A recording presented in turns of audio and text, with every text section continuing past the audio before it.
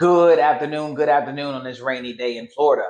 My name's Rodney Glover. I am the candidate for governor of Florida. And there's this conversation that pops up quite often. Are you qualified? Who's qualified to run for these offices? And what's guarding that or letting us know that you are or are not qualified? Well, I wanted to put that conversation to rest with facts. Take out your social information and let's bring it to facts. So as I always state, take out some time to go to Glover2026.com. It's important. When you get there, you're going to go to my Explore Research page. Under Government Structure in Democracy, you're going to see where I've put the constitutional standard. No educational requirements exist to vote or hold office in the state of Florida. Doesn't matter how you feel about that. What matters is it right or is it wrong? So let's get straight to it. The 26th Amendment of the United States says the right of citizens of the United States who are 18 years of age or older to vote shall not be denied or abridged by the United States or by any state on account of age. There you have it, ladies and gentlemen. The voting age in these states to make you qualified is 18 years old. The text is exhaustive in its simplicity. The only three requirements are for the state of Florida: United States citizenship, age of 18 years, and a permanent residence in Florida. There is no mention of education, literacy, professional credentials, or any other intellectual or academic qualification. The Florida Constitution does not even require that a voter be able to read the ballot they are casting. That's very important. The qualifications for must be a qualified elector, i.e. a U.S. citizen. This is what a qualified elector is. A U.S. citizen at least 30 years of age and a permanent resident must be at least 30 years of age and must have residence in Florida preceding 7 years. This is how you run for these offices. I'll read it to you again. What qualifies you to run for office? U.S. citizen at least 30 years of age and a permanent resident in the state. Must be at least 30 years of age, must have resided in Florida for the preceding 7 years. There is no educational requirement. There is no requirement for a college degree, a high school diploma, a professional license, or any other credential. Something else I want to bring to your attention. You can go over to the U.S. Constitution and see the same thing. 26th Amendment, Section 1, the right of citizens in the United States who are 18 years of age or older to vote shall not be denied or abridged by the United States or by any state on account of age. Now, every single person who's in office right now that you gave these social qualifications to, I'm going to give you a live example because it's real important. We're going to look at Senate Bill 102. It's the housing bill that was passed back there in 2023. I'm going to read something to you. It was called the Live Local Act.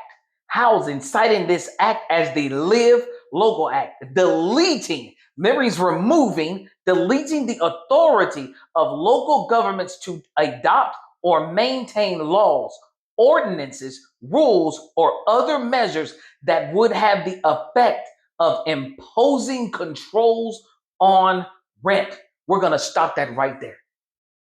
All the smart people that you want to put in these offices, and let me tell you flat out, I'm a degreed person. I do have a degree, but all of the smart people that we want to put in this office, you're allowed to vote from the age of 18, but somebody's telling you that you're not smart enough, and they're telling you that people aren't qualified to be here, but the qualified people passed a bill that said that we would delete any chance of being able to provide you rent relief and rent control, because the first thing we have to do is attack Senate Bill 102.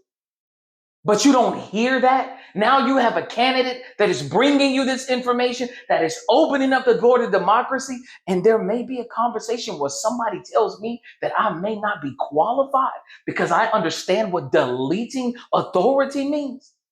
that I understand that you not having access to the authority that they're deleting, but some candidate out here is telling you that they're going to help you with housing when they are not addressing Senate Bill 102, and somebody has the audacity to ever mention qualifications to me. When I joined the United States military at the age of 17, before the Constitution gave me a right to vote, it told me I had the right to protect and serve this country, both foreign and domestic, before it gave me the ability to vote on a single bill in this country. Ladies and gentlemen, never tell me I'm not qualified. I'm telling you right now, by law, I am qualified for the job, and I am here to do the job.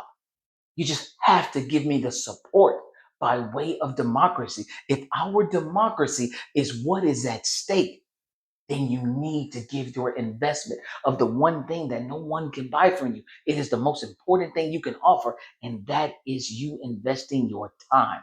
When I tell you to go to Glover2026.com, download that petition and find the time to get to your supervisor of election office, which I have provided every address to every supervisor of elections office. You just scroll up on that page. I've provided every address. You have the opportunity to do something better, because whatever these social qualifications are, they are not backed by law, and you just saw it for yourself. And you can go to Glover2026.com. I always provide you the references so you can have a factual comeback to these abhorrent rumors that are out here. So I'm asking you to give me your support as we try to get a handle on things. I do appreciate your time.